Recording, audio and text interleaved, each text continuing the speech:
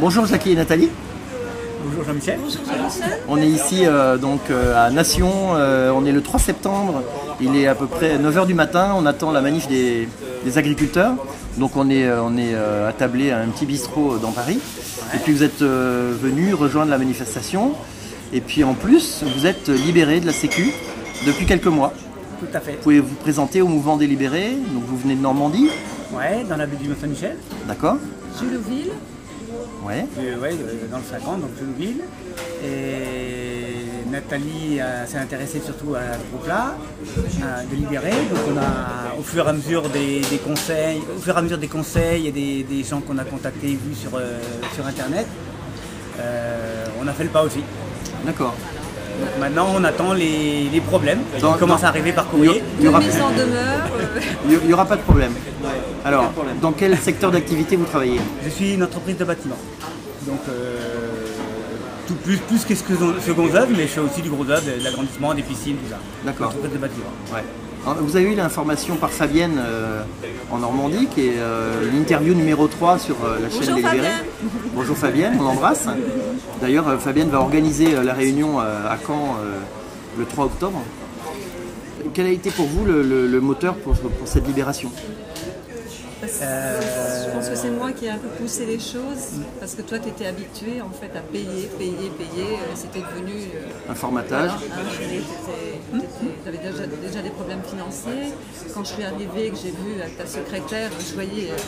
Et puis il a voulu me mettre collaboratrice, conjointe collaboratrice, pour que j'ai une couverture en France. J'avais aucune couverture sociale. En deux tiers, un tiers. Voilà. Donc en fait quand j'ai vu le prix de ces cotisations et des couvertures, et moi après l'Angleterre, je dis mais qu'est-ce que c'est que ce pays? Mais tu payes quoi? C'est quoi? Tu as passé 30 ans en Angleterre? 30 ans, oui. Et c'était pris sur le salaire directement. Et par contre, quand tu vas chez le docteur en Angleterre, tu payes jamais rien. Tu payes rien à l'hôpital, tu payes rien. J'ai jamais sorti un centime. C'est prélevé à la source? C'est prélevé à la source et c'est vraiment des sommes vraiment ridicules, quoi. Ouais. Voilà. Bon, je gagnais pas beaucoup d'argent parce que j'étais divorcée, j'avais pris un petit boulot. Je payais peut-être 200 € par mois et tout était compris vraiment à 100%. Donc en fait, le fait de revenir en France, au bout de 30 ans, tu t'es dit le pays est plus le même ou... J'ai été choquée complètement. D'abord, moi j'avais le droit à rien du tout. Rien du tout. Alors, je suis arrivée là sans boulot, sans rien. J'avais le droit à rien.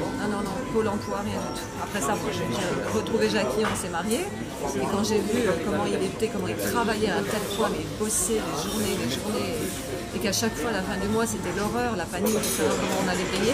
J'ai dit, attends, c'est pas normal. J'ai commencé un peu à rechercher sur Internet. Et puis bon, après, j'ai trouvé Sauvons nos entreprises. Et de là, j'ai trouvé Fabienne, qui nous a mis sur le mouvement des libérés. Voilà, et on a décidé assez rapidement. Un mois plus tard, j'ai dit, l'heure terminée. On a écrit au RSI. Ce qui nous a donné le déclic aussi, c'est qu'il y a 2 ans ou 3 ans de ça, RSI avait pris 15 000 € en trop en prélèvement sur mon compte. C'était le prélèvement automatique. Oui. En bilan comptable à la fin septembre, parce que mon bilan s'arrête septembre. Oui. Ma comptable, on s'aperçoit, le cabinet comptable s'aperçoit qu'il m'avait pris 15 000 €. On leur demande de nous les rembourser. 6 mois après, bien sûr, ça traîne toujours. Oui. Et ils m'ont remboursé que 9 000. En disant, garde le reste pour être sûr que si vous ne pouvez pas payer plus tard.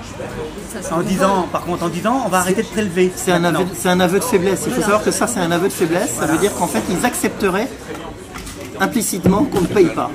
C'est incroyable ce que tu dis. Donc ils ont gardé sur 15-16 000, ils ont gardé 4-5 000. Et ils ne devaient plus pomper sur mon compte le temps que cet argent-là soit en fin de compte. Oui, mais ils ont continué. Ouais. Donc moi, j'ai... bien sûr, ma trésorerie, des fois, quand je travaille tout seul, des sommes comme ça qui partent, on se dit mais pourquoi j'ai du mal tout le temps? Oui. Ah, il y a un moment, les charges augmentent tout le temps, les fournitures. Tu as été pénalisé à la banque parce que tu avais un taux énorme dans la trésorerie. Donc normal. Des frais de ce côté-là, des agios, des intérêts, continuer à payer les RSI, c'était un cercle vicieux. Et l'année dernière, avant qu'on parte en vacances en Thaïlande, pareil, en fin de bilan, on avait fait une estimation de ce que je leur devais, mais je leur donnais quand même pas loin de 700 € tous les mois. Et en fin d'année, il fallait encore donner 6 000. Alors j'étais content, j'avais un peu de trésorerie, on partait en vacances, j'étais impeccable. Mon comptable me dit, 12, il faut 12 000, encore trouver. 12 000. Non, c'était 6 000 qu'elle a fait l'autre fois. Il fallait retrouver 6 000, mais payable tout de suite. De l'année d'avant en fait. Ouais, payable tout de suite. Ouais, bien sûr. Ouais. En Donc 2 mois. ce que j'ai fait, c'est qu'avant de partir en vacances, j'étais à la banque, j'ai arrêté le prélèvement automatique. Ah, ben, Voilà. il est rentré Parce dans qu'il la voulait les banque. prendre tout de suite. Ouais. J'ai chopé Il a mon foutu banquier, j'ai dit, oui, si, tout de suite. Tout de suite. J'ai dit, on fait ça. Il me disait, tu ne fais pas le droit. Il a dit, c'est vous illégal.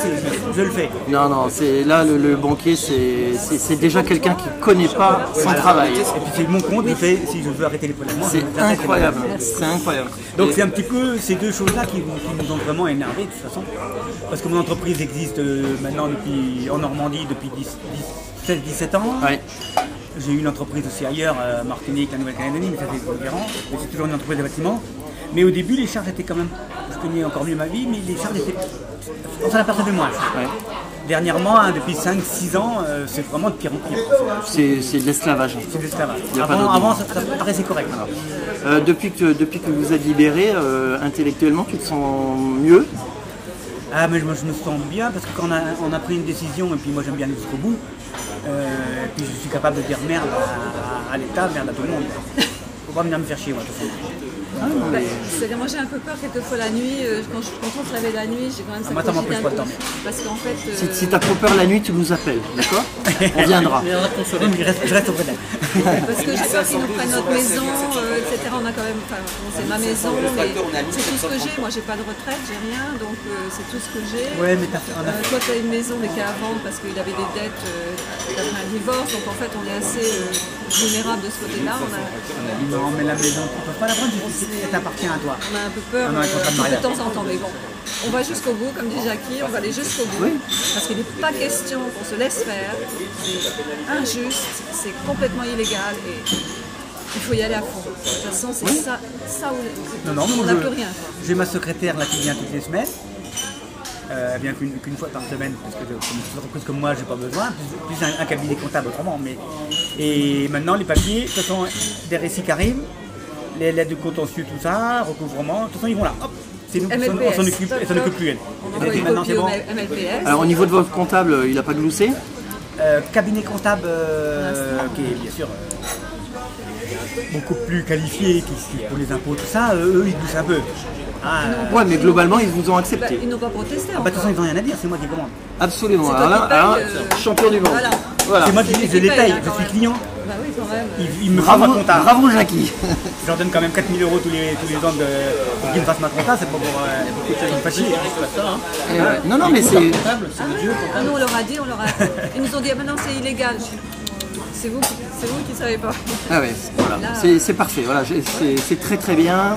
Hyper bonne réaction. Maintenant, ils bossent pour vous, c'est pas l'inverse. Voilà, C'est pas eux qui dirigent la Voilà, boîte. tout à fait. On est d'accord. Bon, alors, je vais vous demander un petit truc. Vous allez regarder la caméra dans le fond des yeux et vous allez passer un message, celui que vous voulez, aux libérés ou aux futurs libérés. La parole est à vous. Allez-y. Allez, vas-y, Tizi. Libérez-vous. De toute façon, c'est le seul chemin vers l'avenir. Il n'y a pas d'autre solution. Il faut se libérer pour que la France redevienne un pays riche, que l'économie soit florissante. Il faut virer toutes ces caisses et recommencer un système nouveau qui soit juste et équitable pour tout le monde, quoi. Je sais pas trop. Alors moi j'ai un conseil à donner à tous ces travailleurs, hein, artisans, commerçants, tout confondu.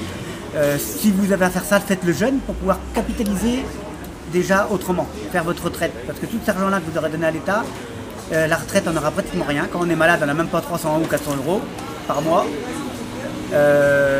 Si vous avez la chance de le faire très bonne heure, vous pourrez capitaliser et vivre très bien à la retraite.